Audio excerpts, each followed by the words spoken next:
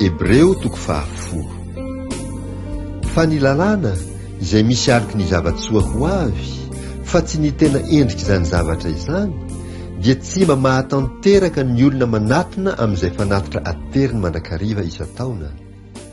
Raha izany dia tsy ho nitsahatra va ny nanaterany ireo, satria rehefa nodioviny indray mandeha ny mpivavaka dia tsy ho nasiany fieritreretana ny amin'ny ota intsony izy. Fa amin'ireo dia misy fahatsiarovana ny ota isan-taona, fa tsy mahaisotra ny ota ny ranombilà sy ny ranosylà. Koa noho niditra tamin'izao fiainana izao izy dia nanao hoe ny fanatitra latsa-drà sy ny fanatitra hoanina tsy mba nilainao, fa tena no namboarinao ho ahy. Ny fanatitra dorana sy ny fanatitra noho ny ota tsy sitrakao, dia hoy izao: ity aho tonga ao amin'ny oronam-boky no nanoratana ahy, hanao ny sitraponao Andriamanitro. Salamy 40:9-9. Rehefa nolazainy teo hoe ny fanatitra latsa-drà sy ny fanatitra hoanina sy ny fanatitra dorana ary ny fanatitra noho ny ota dia ireny aterina araka ny lalàna no tsy ilainao ary tsy sitrakao, dia hoy indray izy: inty aho tonga hanao ny sitraponao. Manaisitra ny voalohany izy mba hampitoerany ny faharoa. Amin'izany sitrapo izany no nanamasinana antsika tamin'ny nanaterana ny tenany Jesosy Kristy indray mandeha. Ary ny mpisorona rehetra dia mitsangana isan'andro manao fanompom-pivavahana sy manatitra ireny fanatitra ireny ihany matetika izay tsy mahaisotra ny ota. Fa izy kosa rehefa nanao fanatitra iray monja ho mandrakizay noho ny ota, dia efa mipetraka eo an-tanana ankavanan'Andriamanitra, ka hatramin'izao dia miandry izy mandra-panaony ny fahavaliny ho fitoeran-tongony.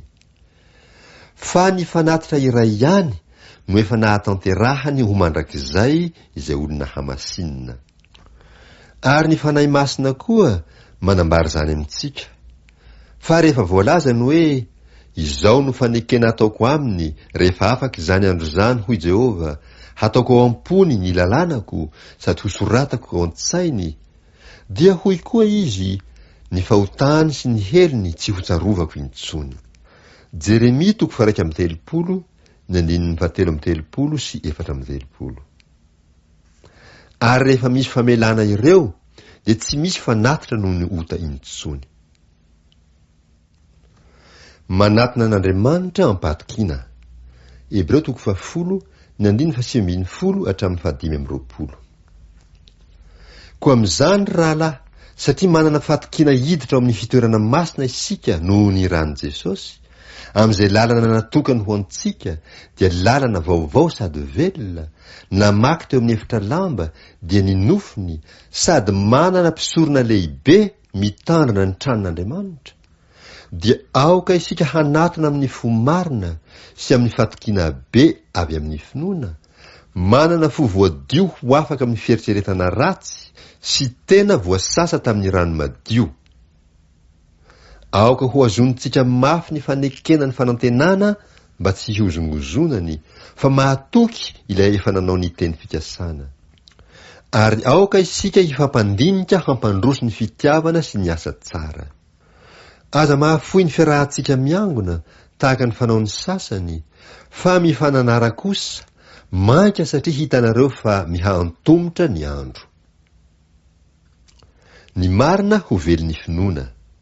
Hebreo 10:9-7. Fa raha minia manota isika rehefa nahazo ny fahalalana tsara ny marina, dia tsy misy fanatitra noho ny ota intsony, fa fiandrasana mahatahotra amin'ny fitsarana ary fahatezerana mirehitra izay handany ny fahavalo rehetra kosa. Izay manohitra ny lalànan'i Mosesy dia maty amin'ny tenin'ny vavolombelona 2 ka tsy asiana famindram-po. Manao ahoana kosa ary no hamafy ny fampijaliana ataonareo tokony hiatra amin'izay nanitsaka ny zanak'Andriamanitra, ka nanao ny rany fanekena izay nanamasinana azy ho zavatra tsy masina sady naniratsira ny fanahiny fahasoavana. Fa fantatsika izay nanao hoe ahy ny famaliana, izaho no amaly, ary koa Jehova hitsara ny olony. Deuteronomia 12:13 ny 5:30 sy 4:30. Zavatra mahatahotra ny ho azo ny tanan'Andriamanitra velona.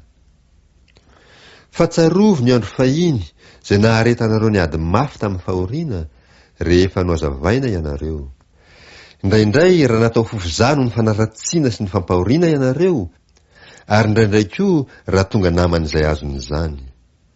Fa sady niara-niaritra tamin'izay nifatotra ianareo no ny faly raha norobaina ny fanananareo, satria fantatrareo fa ianareo dia manana fananana tsara lavitra sady maharitra. Koa aza manary ny fahasainareo izay misy valiny lehibe. Fa tokony hanana faharetana ianareo mba hahazonareo izay lazain'ny teny fikasana rehefa vitanareo ny sitrapon'Andriamanitra. Fa rehefa afaka kelikely dia ho tonga ilay ho avy fa tsy hitaredretra, ary ny oloko marina dia ho velon'ny finoana, fa raha miemitra izy dia tsy sitraky ny fanahiko. Habakoka 2:7 sy 4. Fa isika tsy mba naman'izay miemitra ho amin'ny fahaverezana, fa naman'izay mino ho amin'ny famonjena ny fanahy.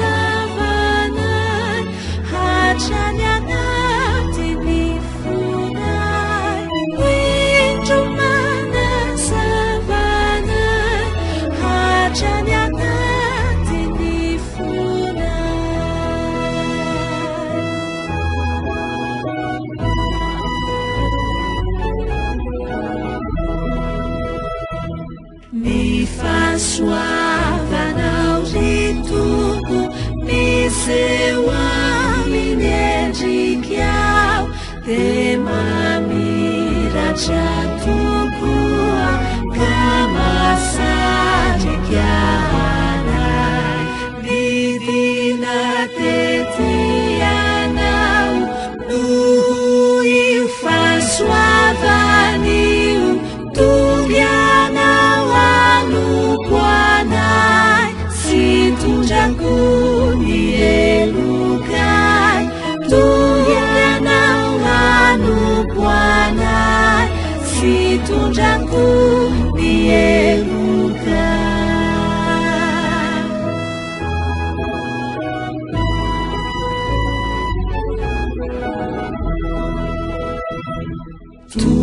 Tolagaga ny fanahy nolay fitiavanao, lehibe tsy manampetra marina tsy takatray. Sanino anirinay ilay fiverenanao, mahafantaranay ny abeny fitiavanao, mahafantaranay ny abeny fitiavanao.